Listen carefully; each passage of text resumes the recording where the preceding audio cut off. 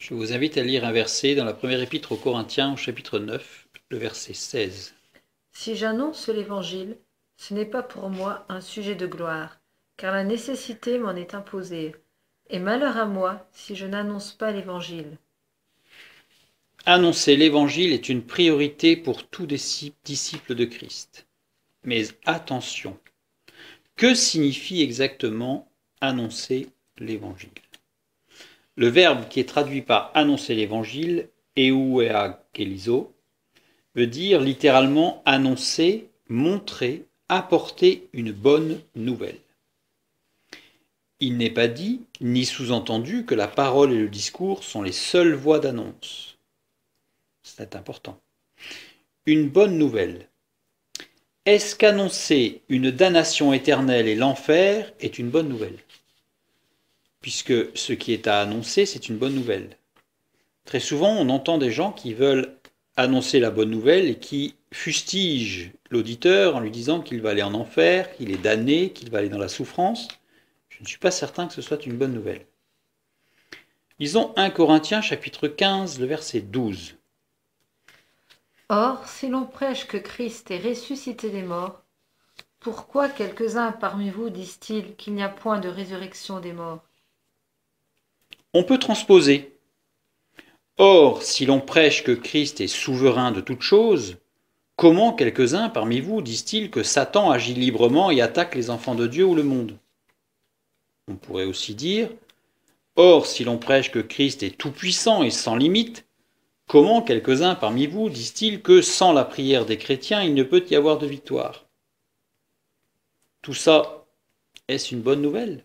Est-ce une bonne nouvelle de dire que Satan agit librement et attaque les enfants de Dieu dans le monde et arrive à faire des choses extraordinairement mauvaises, il détruit, etc.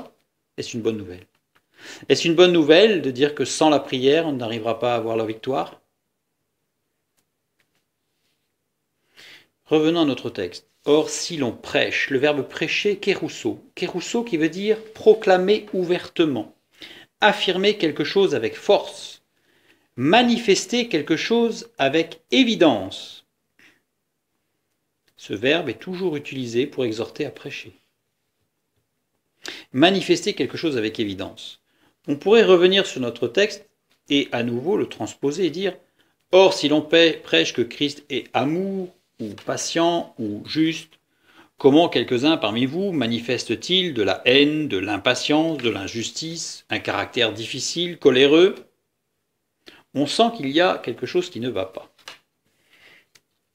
et que nous ne sommes pas dans une véritable bonne nouvelle. Lisons 2 Timothée chapitre 4, le verset 2. Prêche la parole, insiste en toute occasion, favorable ou non, reprend, censure, exhorte, avec toute douceur et en instruisant. Prêche la parole, donc kérousso, prêche la parole, insiste en toute occasion, favorable ou non. Littéralement, ce passage, tel qu'il est écrit, peut laisser penser au fait qu'il faille absolument en permanence, même si c'est pas le bon moment, c'est pas grave. Non, non. En toute occasion, favorable ou non, veut dire que cela te convienne ou que cela te gêne. Et non que cela convienne à ton interlocuteur ou non. C'est-à-dire que l'occasion favorable ou non concerne celui qui prêche, pas l'autre, pas l'auditeur. Et même si le Saint-Esprit nous pousse à annoncer l'Évangile à un moment donné qui pourrait nous être défavorable parce que nous annonçons l'Évangile à quelqu'un qui pourrait nous causer quelques problèmes, au niveau professionnel par exemple, si le Saint-Esprit nous y pousse, et j'insiste, le Saint-Esprit qui pousse à le faire, alors nous devons le faire. Donc ici, nous avons le fait de prêcher la parole, c'est-à-dire d'affirmer quelque chose avec force et de manifester quelque chose avec évidence. Et manifester la parole de Dieu, l'action de la parole de Dieu. Reprend, le verbe reprendre ici, eleko, qui veut dire réfuter avec la notion de discours, de dialogue, qui explique et démontre les erreurs, fausses routes ou fautes. Ce mot implique inévitablement, absolument, un échange direct avec la personne, un échange, un dialogue. on échange, on discute, et non pas on dispute. Aussi, annoncer l'Évangile, en tant que priorité pour chaque disciple de Christ, consiste à vivre sa foi pour annoncer, montrer, apporter avec force et manifester quelque chose avec évidence. Qu'est-ce que ce quelque chose ? Relisons notre texte de 1 Corinthiens chapitre 9 verset 16. Si j'annonce l'Évangile, ce n'est pas pour moi un sujet de gloire, car la nécessité m'en est imposée, et malheur à moi si je n'annonce pas l'Évangile. Car la nécessité m'en est imposée. Ce verbe être imposé, m'est imposé, epikeimai, veut dire placer des charbons ardents. Il est conjugué à la forme moyenne ou passive déponente, ce qui veut dire que c'est une action du Saint-Esprit. Le Saint-Esprit place des charbons ardents. Évidemment, ça nous renvoie immédiatement vers Romains chapitre 12, verset 20. Mais si ton ennemi a faim, donne-lui à manger. S'il a soif, donne-lui à boire. Car en agissant ainsi, tu amasseras des charbons ardents sur sa tête. Là, nous avons une manifestation de ce qu'est la bonne nouvelle. Remarquons que c'est le Saint-Esprit qui pousse. C'est le Saint-Esprit qui agit pour amener à annoncer la bonne nouvelle. Le Saint-Esprit, il est symbolisé par la colombe. La colombe est un animal sans velléité de défense. La colombe est un animal sans velléité d'attaque. La colombe, elle vient si elle est en totale confiance, mais elle part à la moindre défiance. C'est la particularité de la colombe. Elle n'attaque jamais, elle ne se défend jamais, mais à la moindre variation de lumière, de bruit, de température, elle n'est plus là. Lisons Éphésiens chapitre 4, les versets 28 à 30. Que celui qui dérobait ne dérobe plus, mais plutôt qu'il travaille, en faisant de ses mains ce qui est bien, pour avoir de quoi donner à celui qui est dans le besoin. Qu'il ne sorte de votre bouche aucune parole mauvaise, mais, s'il y a lieu, quelques bonnes paroles, qui servent à l'édification et communiquent une grâce à ceux qui l'entendent. N'attristez pas le Saint-Esprit de Dieu, par lequel vous avez été scellés pour le jour de la rédemption.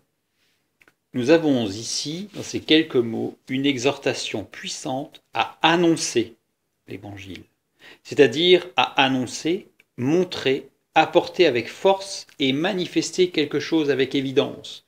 Que celui qui dérobait ne dérobe plus. On manifeste ici, il n'y a pas besoin de parler. L'action suffit à démontrer quelque chose avec évidence. L'enjeu pour le disciple de Christ est de laisser le Christ venir dans son existence. Lisons les versets qui précèdent notre lecture, celle que nous venons de faire.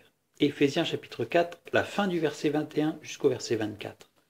C'est en lui que vous avez été instruits à vous dépouiller, par rapport à votre vie passée, du vieil homme qui se corrompt par les convoitises trompeuses, à être renouvelé dans l'esprit de votre intelligence, et à revêtir l'homme nouveau, créé selon Dieu, dans une justice et une sainteté que produit la vérité.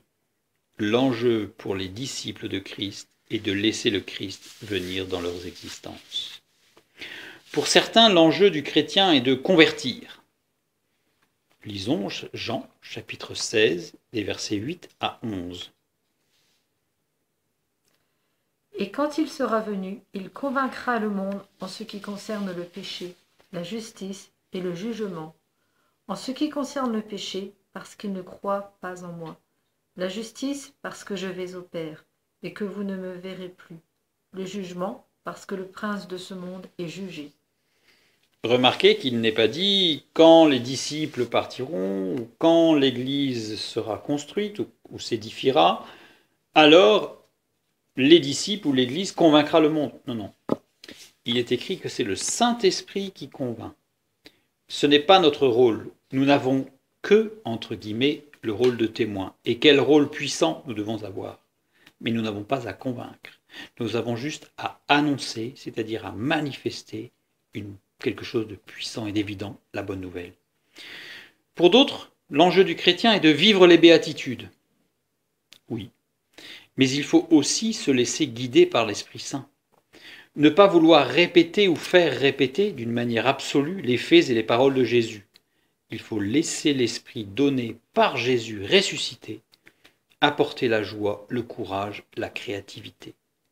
Et alors, nous annoncerons, nous montrerons, nous apporterons avec force et nous manifesterons quelque chose avec évidence. Et ce quelque chose, c'est la résurrection de Christ et la vie en nous, c'est-à-dire la bonne nouvelle.